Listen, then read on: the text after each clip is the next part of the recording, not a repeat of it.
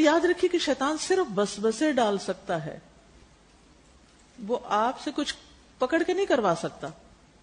ایک آدمی آپ صلی اللہ علیہ وسلم کے پاس آیا اور عرض کیا، یا رسول اللہ، ہم میں سے کوئی ایک اپنے دل میں وسوسہ پاتا ہے، ایسا وسوسہ کہ اس کو بیان کرنے سے بہتر ہے کہ جل کے کوئلہ ہو جائے انسان. یعنی اللہ کے بارے میں، نیک کاموں، نیک لوگوں کے بارے میں بری بری باتیں دل میں ڈالتا ہے. تو اس کے لیے کیا ہے، یہ زیادہ آسان ہے کہ وہ جل جائے انسان بنسبت اس کے کہ وہ کسی کو بتائے کہ اس کے دل میں کیا بات آئی ہے. آپ نے فرمایا اللہ اکبر اللہ اکبر اللہ اکبر الحمدللہ الذی رد کیدہ الی الوسوسہ. اللہ سب سے بڑا ہے، اللہ سب سے بڑا ہے، اللہ سب سے بڑا ہے. تمام تعریف اللہ کے لیے جس نے شیطان کے مکر کو صرف وسوسہ ڈالنے تک محدود رکھا. یعنی شیطان کی چال کیا ہے؟ وسوسہ. الحمدللہ اس کو زور نہیں دیا، صرف چال چلنے کی آزادی دی ہے. تو یہ وسوسے کا علاج بھی ہے. جب دل میں ایسی باتیں آ رہی ہیں تو یہ دعا پڑھے، کیونکہ بہت سے لوگ ہی شکایت کرتے ہیں کہ ہمارے دل میں طرح طرح کے وسوسے آتے ہیں، تو ان سے کیسے نجات پائیں. اور بہت ضروری ہے کیونکہ انسان کے دل کا چین لٹ جاتا ہے اس کی وجہ سے، اور یہ ایک مستقل بیماری بھی بن جاتی ہے. بعض لوگ ذہنی مریض بن جاتے ہیں، بعض لوگ کھانا پینا تک چھوڑ دیتے ہیں. مجھ سے کسی خاتون نے ذکر کیا کہ وہ شاید عمرہ کرنے کے لیے گئیں اور وہاں ان کو اچانک ایسے وسوسے شروع ہو گئے. اور وسوسہ کیا تھا کہ تم نے تو لازماً جہنم میں جانا ہے. یعنی اس کے دل میں ہر وقت یہ خیال آتے کہ تم نے جہنم میں جانا ہے، جہنم میں جانا ہے. اور وہ ہر وقت یہی پریشانی میں سوچتے رہتے اور اس سے باہر نہیں نکل سکتے تھے، حتیٰ کہ وہ بیمار پڑ گئی. اور ہوا کیا تھا، ابھی شادی ہوئی تھی اور ویزے کے شاید انتظار میں تھی کیا، تو اس نے جانا تھا. اس دوران خوشی خوشی عمرہ کرنے گئے اور وہاں پر جا کر ہی مصیبت شروع ہو گئی. کیونکہ یہ نہیں کہ ہم عمرہ کرنے جائے تو شیطان پیچھے رہ جاتا ہے، وہ بھی ساتھ جاتا ہے، بلکہ اور زیادہ پیچھے لگ جاتا ہے. اور پھر وہ بیماری اتنی شدت پکڑی کہ انہیں ہاسپٹل میں داخل کرایا گیا. اور پھر اس کے بعد یہ کہ ہاسپٹل میں بھی وہ اسٹرانگ سے اسٹرانگ میڈیسن کے باوجود بھی سو نہیں سکتی تھی، کھا نہیں سکتی تھی، کمزور ہوتی گئی حتیٰ کہ طلاق دے دی گئی. شوہر نے کہا میرے کام کی نہیں، ہم نہیں اس کو سنبھال سکتے. حالانکہ پورے خاندان کے مقابلے میں بہت شاندار قسم کی شادی ہوئی جسے عام زبان میں کہا جاتا ہے. تو یہ بلائیں اور یہ مصیبتیں اور یہ آفتیں، ہمیں نہیں پتا کس وقت کون سی چیز خواہ میں ہمارے اندر آ جائے. ایسی کوئی پریشانی اللہ نہ کرے کہ کسی کے اوپر بھی ڈالے. تو شیطان جو ہے یہ وسوسے ڈالتا ہے.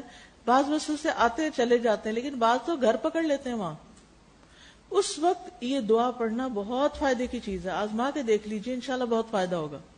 اور اسی طرح یہ آیت جو هو الاول والآخر والظاہر والباطن وهو علی کل شیء قدیر. تو شیطان کا زور بس وسوسے ڈالنے پر ہی ہے، اور ہمیں سکھا دیا گیا کہ ہم ان وسوسوں سے کیسے بچیں. اچھا، یہ جو جتنے بھی نیگیٹو تھاٹس ہیں، منفی خیالات، یہ وسوسے کی ایک قسم ہے. لو سیلف اسٹیم، یہ سوچتے رہنا میں یہ نہیں کر سکتی، یہ ہو نہیں سکتا، اس قسم کی باتیں کہ زندگی میں کوئی امنگ ہی نہ ہونا، کچھ کرنے کی تمنا ہی نہ ہونا، کچھ کر ہی نہ سکنا. کیونکہ جس چیز کا بھی ارادہ کرنا تو دل میں فوراً خیال ہے نہیں میں نہیں کر سکوں گی، یہ نہیں ہو سکتا. اور آپ نوٹ کیجئے کچھ لوگوں کا تکیہ کلام یہ ہوتا ہے، یہ نہیں ہو سکتا، یہ نہیں ہو سکتا. دیکھیے شیطان دشمن ہے نا، وہ کیا چاہتا ہے، ہم کچھ نہ کریں، ہم مسائل سے گھبرا کر کیا کریں، کام چھوڑ دیں. وہ تو اپنے کام میں لگا رہے اور ہم جو کر رہے ہیں ہم سے چھڑوا دے.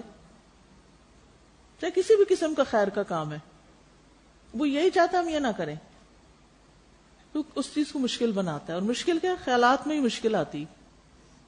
تو یاد رکھیے شیطان کے مختلف داؤ ہوتے ہیں، چالیں ہوتی ہیں، ان کو سمجھنے کی ضرورت ہے. جب بھی دل میں، یعنی آپ نے نیکی کا کوئی ارادہ کیا، مثلا کسی بیمار کو وزٹ کرنے کا، ہاسپٹل جانے کا، یا کسی کی کوئی مدد، خدمت، کسی بھی قسم کے کوئی نیک کام کا آغاز کیا آپ نے، یہ نہیں ہوتا کہ جب آپ کسی نیک کام کا آغاز کریں تو آپ کی آزمائش نہ ہو اور آپ کے رسم رکاوٹ نہ آئے. ہماری ایک دوست ہیں، وہ عمرے پر گئی تھی رمضان میں، تو واپس آ کے بتانے لگی کہ کس طرح وہ آزمائی نہیں گئی. یہ سب کے ساتھ نہیں ہوتا، لیکن کسی کے ساتھ ہو بھی سکتا ہے. یعنی ایئرپورٹ پہ پہنچ گئے، سب کچھ ہو گیا، فلائٹ کینسل ہو گئی، پھر ایک دوسرے شہر سے جا کے فلائٹ لی، پھر بے شمار رکاوٹیں، آخر تک رکاوٹیں.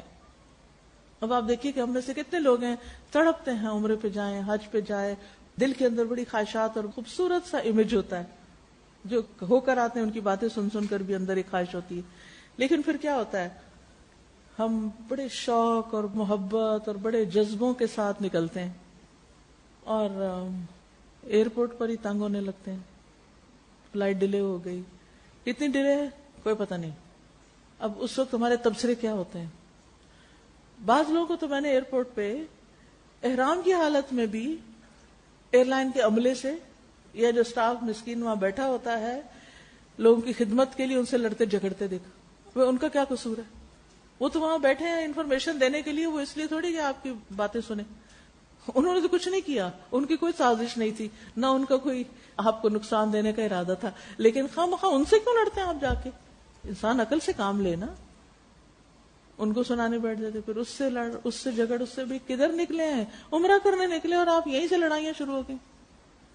پھر آپ جہاز میں بیٹھتے ہیں، پھر کھانا جو ہے وہ آپ کی مرضی کا نہیں، اس پہ باتیں ہم شروع ہو جاتے ہیں. پھر آگے اترتے ہیں، پھر تو ایک اور لمبا امتحان ہے. ایئرپورٹ، یہ کیسا ایئرپورٹ ہے؟ اس پہ تبصرہ شروع کر دیتے ہیں. پھر آگے جاتے ہیں، پھر پتہ چلتا ہے جی نماز ہو رہی ہے، وہ ٹیکسی والا وہیں اتار دیتا ہے. پھر کبھی کہتا ہے سامان لے کے چلو، آگے لوگ بیٹھے ہیں، نہ گزرنے کا رستہ ہے، سر پہ دھوپ ہے، بہت سے رکاوٹیں. اب کیا ہے، وہ جو نیکی ہے وہ تو بھول ہی گئی کہ کس شوق جذبے سے چلے تھے. ایک ایک چیز پہ الجھ رہے ہیں، اس سے لڑے، اس سے جھگڑے، اپنے بچوں کو ڈانٹنا شروع کر دیتے، موڈ آف کر لیتے ہیں. کیا ہو رہا ہے بھائی؟ یہ کس قسم کی نیکی ہے؟ رکاوٹیں تو کسی بھی چیز میں آتی. صلح حدیبیہ کے موقع پہ رکاوٹ نہیں آئی تھی، لیکن صحابہ کس طرح چپ کر کے چلے آئے تھے. ٹھیک ہے، کچھ لوگوں نے اپنی بے چینی، بے قراری کا اظہار بھی کیا، لیکن اکثریت تو اطاعت کر رہی تھی، بیعت کی تھی، بیعت الرضوان. اسی لیے تو جنت کی بشارت دی گئی. انہوں نے کہا کہ آپ کہیں گے لڑو تو بغیر اسلحے کے بھی لڑنے کو تیار ہیں. تو بات یہ ہے کہ کوئی بھی نیکی کا کام آپ کریں رکاوٹ آئے گی، اور جو ہی رکاوٹ آئے گی شیطان وسوسے ڈالے گا، اور جو ہی شیطان وسوسے ڈالے گا آپ کے ارادے کمزور پڑ جائیں گے، اور جب ارادے کمزور پڑ جائیں گے تو آپ یا تو اس رستے سے ہی پلٹ جائیں گے یا پھر ساتھ ساتھ نیکی کے کام خراب کرتے رہیں گے منفی باتیں کر کے. اب کچھ لوگ تو واپس آ کے پھر عوام کو ایسی ایسی چیزیں سناتے ہیں کہ جو جانے والے ہوتے ہیں وہ بھی توبہ کر کے بیٹھ جاتے ہیں کہ شاید ہمارے ساتھ بھی یہی ہو. سب کے ساتھ ایسا نہیں ہوتا، اتفاق کی بات ہے، کبھی اس سے بھی زیادہ کسی کے ساتھ ہو سکتا ہے. لیکن میں ہمیشہ جب کوئی مجھے کہتا ہے نا میں عمرے پہ جا رہی، حج پہ کوئی نصیحت کیجیے، تو میں اس سے یہ کہتی ہوں بس جب اللہ کے راستے میں قدم اٹھا لیا ہے نا، اجر شروع ہو گیا، چاہے آپ حرم پہنچ جائیں یا راستے میں اٹک جائیں یا دھوپ میں ہو یا چھاؤں میں ہو، یہ once you are in the way of اللہ، بس خلاص اجر کا سلسلہ شروع ہے. کبھی صبر ہوگا، کبھی شکر ہوگا، کبھی آسانی ہوگی، کبھی تنگی ہوگی. بس دل میں راضی ہی رہنا، دل ٹھنڈا ہی رکھنا کہ اللہ نے بلایا تو اسی نعمت پہ شکر ادا کرتے رہنا، بس اس سے زیادہ نہیں کچھ بولنا. جب دل گھبرائے کہنا شکر ہے اللہ نے موقع تو دیا. کتنے تڑپتے ہیں نہیں جا سکتے، اللہ نے ہمیں بلایا، کیا ہوا جو تھوڑی سی رکاوٹ آ گئی. یہ تو ایک مثال ہے نا. کوئی نیکی کا کام، پڑھنے کا، پڑھانے کا، لوگوں کی خدمت کا، مدد کا، صدقہ خیرات کا، کسی کے ساتھ احسان کرنے کا، یو نیم اٹ، منفی سوچوں کو نکال باہر کریں اپنے اندر سے. اس سراسر شیطان کی ڈالی نجاست ہوتی ہے. تو کچھ لوگ ایسے ہوتے ہیں وہ اتنے ڈٹرمنڈ ہوتے ہیں اپنے ارادوں میں، جیسے حضرت عمر ہوتے تھے. تو انہی کے بارے میں آپ نے فرمایا بے شک میں دیکھتا ہوں کہ انسانوں اور جنوں کے شیطان یقیناً عمر سے بھاگتے ہیں، لیکن شیطان کا زور کس پہ چلتا ہے؟